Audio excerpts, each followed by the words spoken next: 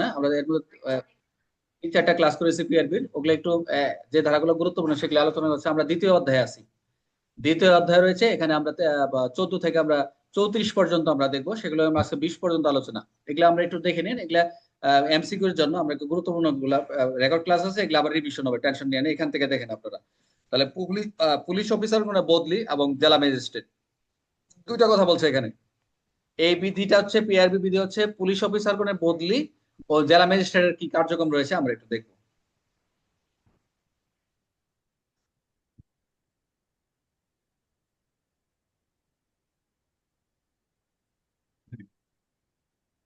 খাতায় ছোট ছোট করে নোট নেবেন আপনারা, এগুলো নোট নিয়ে একটু কাজে লাগবে আর কি। এগুলো সামনে আমরা এগুলো তো দেখলামই।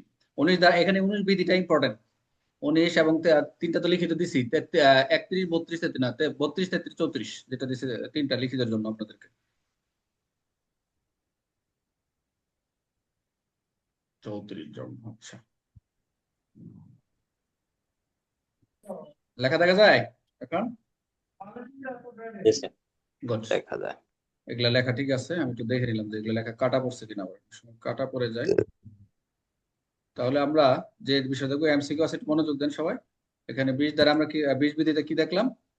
ও মা, দেখেন কি চলে আসছে আপনাদের, আপনাদের ছবি টবি চলে আসছে দেখেন।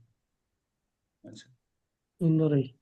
তা পুলিশ অফিসারে যেটা আমরা দেখলাম বদলি, ম্যাজিস্ট্রেটের যে কার্যক্রমগুলো দেখে মনোযোগ দেন। 20 প্রথম দেখেন, আমরা 20 বিধিতে আমরা দেখতে পাচ্ছি এখানে, যদি জেলা ম্যাজিস্ট্রেট কোনো পুলিশ অফিসারকে, যদি জেলা ম্যাজিস্ট্রেট কোনো পুলিশ অফিসার ইন্সপেক্টরের নিচের পদে, ইন্সপেক্টর বা নিচের পদে প্রদর্শিত অযোগ্যতা, মনোযোগ দেন, কেন বদলিটা করবে, কি কারণে করবে, জেলা ম্যাজিস্ট্রেটের বদলি করতে পারে কিনা।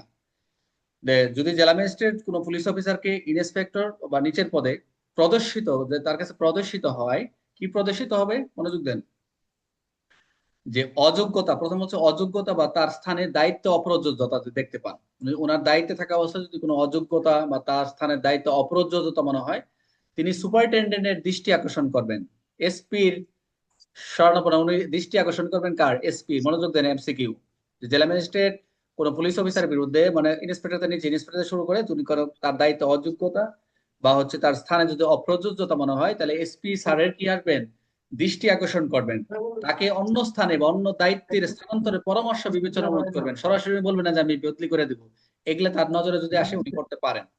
তাহলে অন্য স্থানে দায়িত্বে স্থানান্তরে পরামর্শ বিবেচনা করতে পারেন। মনোযোগ দেন। তবে মনে রাখতে হবে, তাকে মনে রাখতে হবে স্থানান্তর প্রায়শই পুলিশের কাছে ক্ষতিকর হয়। এটা কি অবশ্যই ম্যাজিস্ট্রেট স্যারকে মনে রাখতে হবে যে এই যে প্রাইস ট্রান্সফারটা, বদলিটা করা হয়, যদি এরকম করা হয় তাহলে পুলিশের কাছে ক্ষতিকর হয়, এবং স্থানান্তরিত অফিসার অন্য জায়গায় ওই রকম বা আরো খারাপ কাজ করতে পারে, যে কাজের জন্য আপনি তাকে বদলি করতেছেন, সে মনে করতে যে আমি ওখানে যে যেহেতু বদলি করে দিচ্ছে, আমাদের অনেক সময় এরকম হয় যে আমি কোনো অন্যায় করি না, কিছু করি না, আমাদের ট্রান্সফার করে দিচ্ছে, তো ওখানে যায় পুলিশের কাজে এরকম আরো খারাপ কাজ করতে পারে। পিআরবি কিন্তু 1943 সালের বিধি, এটা দেখেন, এই কথাগুলো ওই সময় কার্যকর লেখাগুলো লিখে গেছে, চিন্তা করছে যে পুলিশের যে মনোভাব, ধ্যান ধারণা এরকম হতে পারে। তো সাধারণত অসন্তোষজনক কাজের জন্য শাস্তি প্রদান করা হয়, আমরা যদি কোনো কাজে ডিস্যাটিসফ্যাকশন হয়, সেটা আমাদেরকে পানিশমেন্ট দেওয়া হয় লঘু গুরুদণ্ড হিসেবে বিভাগীয় মামলার ক্ষেত্রে। তো স্থানান্তরের পরামর্শ তখনই দেওয়া উচিত, ট্রান্সফার তখনই করা উচিত যখন এটি জেলার সামগ্রিক ফৌজদারি প্রশাসন উন্নত করতে পারে। মানে দেখেন কত সুন্দর, এটা যখন আপনি তাকে ট্রান্সফারই করবেন তখনই দেওয়া উচিত জেলার সামগ্রিক ফৌজদারি প্রশাসনকে, যেটা উন্নত করে, যেটাকে ট্রান্সফার করলে এটা ভালো হবে। অনেক সময় দেখা যায় কিছু কিছু অফিসারকে ট্রান্সফার করে যে এখানে যে কার্যক্রম করতেছে তার দ্বারা ভালো কাজ হচ্ছে, তাকে অন্য জায়গায় দেওয়া হোক, তাকে তার প্রচার হোক, এরকম হতে পারে। তো ফৌজদারি কিছু প্রশাসন রয়েছে, সেগুলো ডেভেলপ করার জন্য হতে পারে।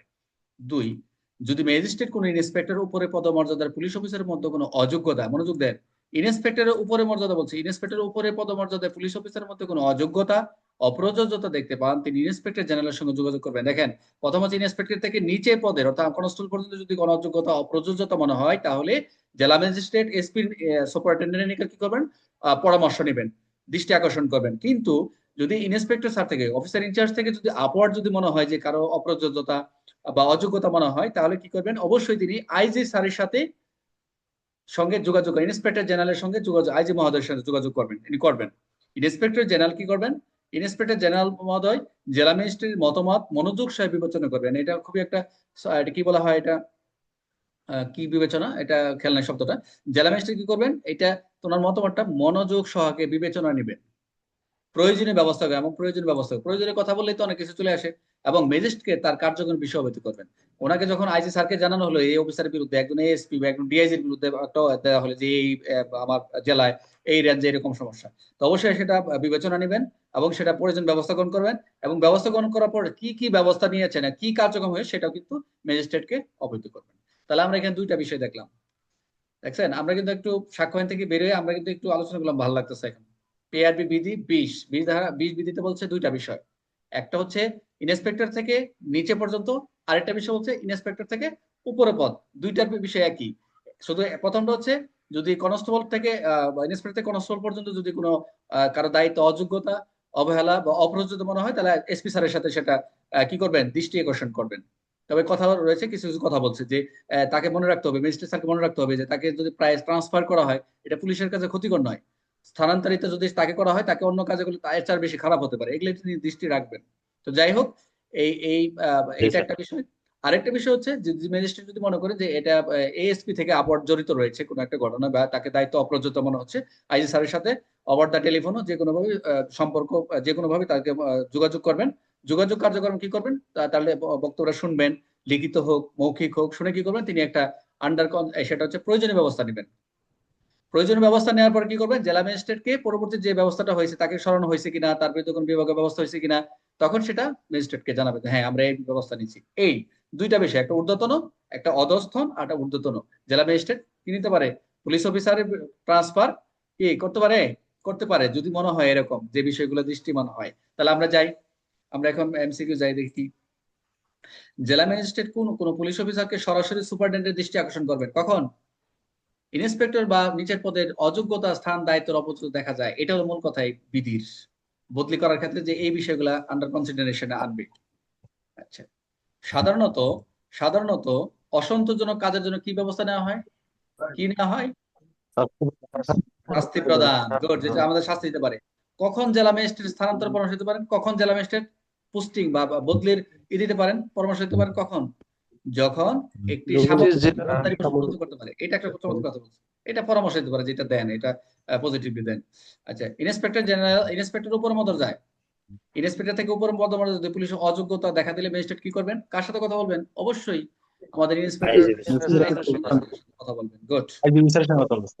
ইন্সপেক্টর জেনারেল কর্তব্য কি, ইন্সপেক্টর জেনারেল কর্তব্য কি কি যখন ম্যাজিস্ট্রেট কোনো উপরে পদমর্যাদা অফিসার অযোগ্যতা জানায় তখন কি করবে, জেলা ম্যাজিস্ট্রেটের জেলা ম্যাজিস্ট্রেট মতামতটা বিবেচনা নেবেন, প্রয়োজনীয় ব্যবস্থা করবেন এবং তাকে কি করবেন, অবহিত করবেন। এই ছিল প্রয়োজনীয় মোটামুটি ব্যবস্থা আমাদের 20 বিধি।